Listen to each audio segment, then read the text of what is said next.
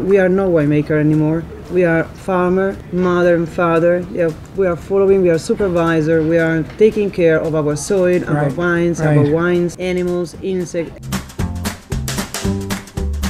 So you've been here for 4 days, all over the place. They're keeping you busy, aren't they? Visiting accounts. Had a great dinner here last night, right? Yeah, great dinner. Yeah. Nice people, nice dinner. Happy people. Specials. Yeah, happy people. Yeah. Well, they should be happy. They're drinking your wine. The wine's really good. That was very good. Very good. So, you know, and I knew Wednesday at the Amarone tasting was not the place to have a conversation, so I'm happy we can sit here today and talk. It was a very great event, too. Yeah, it was a great event. Organized and very important for us. Yeah. You know what? And one of the things I think that impressed me about it was that your wine showed really well against those other Amarones. And very different styles and all. Yeah, that's important. And we're going to talk about that in a moment, but I'm going to lead into a little introduction here. Hi again, everybody. It's Hank Zona of the Grapes Unwrapped. I'm with Maddalena of Musella Winery. Maddalena, thanks. Thanks for making some time out of your crazy schedule. So I know you got to run off to somewhere else. The winery, you're in the Veneto in Valpolicella. Yes. And the winery has been in your family now for how many years? 25. 25 years. And you're really focused on Valpolicella and Ripasso and Amarone, among other wines too, correct? Exactly. We some want Bianco. to underline the traditional wines. And we, you know, my real great goal is the biodynamic. So combined with the tradition, we hope to have the most sincere wine possibly have it, and we can have from that soil in that condition. So for me, it's very important. It's a commitment. Obviously, it was a big commitment to change the winery over, but it's not really. It's more of a commitment. It's a lifestyle. You've really sort of the biodynamics is a lifestyle now for you, whereas you are trying to get the most out of the land, out of the terroir, but you're part of that whole commitment too. You're part of that whole biodynamic thing. The wine making fits into that, right? Yeah. When did you decide to go biodynamic, and how long did it take to do that? How long was that changeover?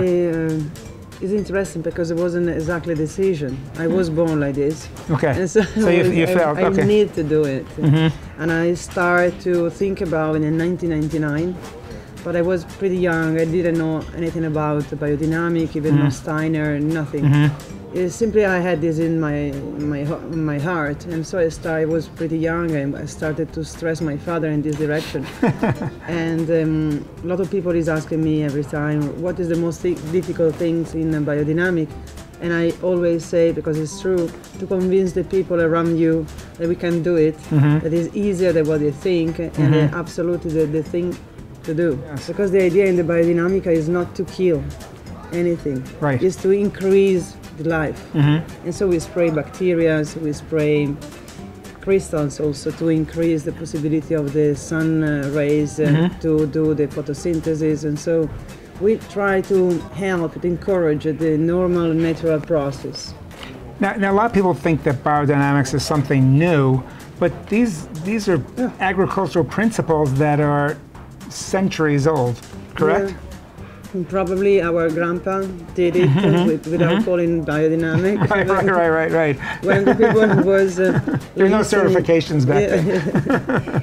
And my wonder every morning is to see how the nature is, as I say, hello, good morning to me, and it's really thanking me as I thank the vines and the nature for the results I have now. Humus is the key word. Humus is that mystery element because nobody really scientifically identify what humus is or has. But humus is the food and the water for the vine. Just have to guarantee the humus production is always on as much as possible and deeper as possible. So it took you a while to make that change, but there's still challenges. Even though things are much better, how do you then intervene when other wineries might find it easy to just run through and spray for mold or for pests or something?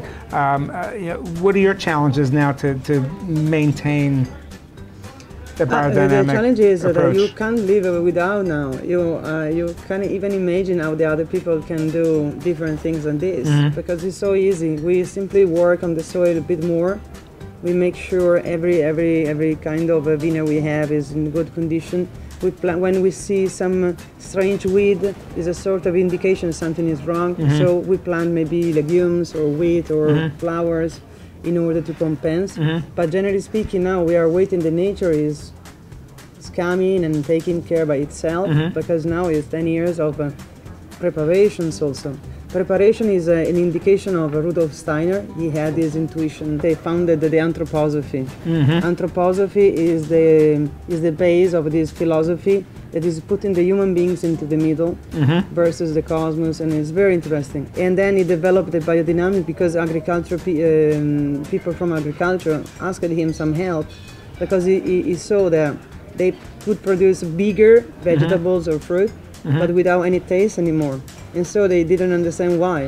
They started to explain that putting this fertilizer into the soil, you put salt, so the soil is every day more thirsty, and you have to give more water, and you dry up with this. And the roots are not going down looking for something, but they stay up waiting for the water.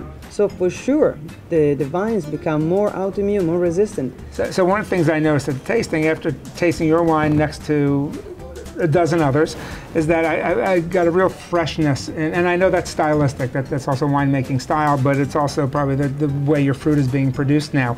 Tell me about that, and as we get to actually taste one of your wines, right? So stylistically, what are you trying to do different? Thank you for the question, because it's exactly this. I don't do anything anymore. We really leave the wine free, or to develop as it wants to develop, because we did already a lot in the vineyards. And so, as I told you before, we are not winemaker anymore. We are supervisor of the development is happening. And so we are very proud and sometimes surprised to see how the wine is better behaved now, and is no problem in any process.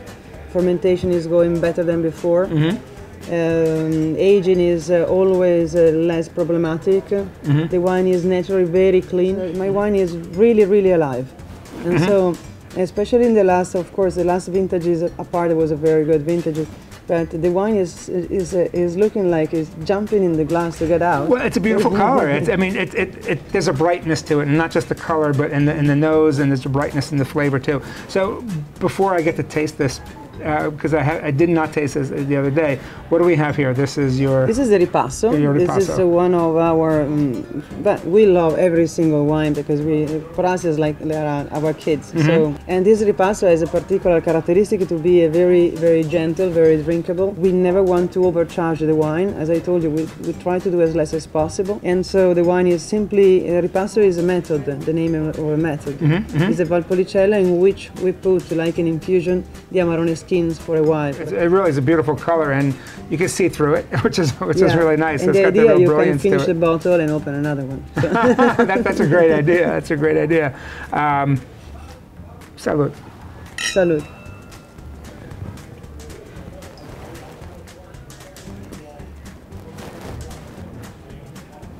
You see, it's very smooth. Very smooth. Very smooth. Very nice finish. It's very foodie. I'm looking forward to have something to enjoy with, because the idea is to make a really foodie wine, pleasant wine. And again, I would like to let you think about my soil, my environment when you drink my wine.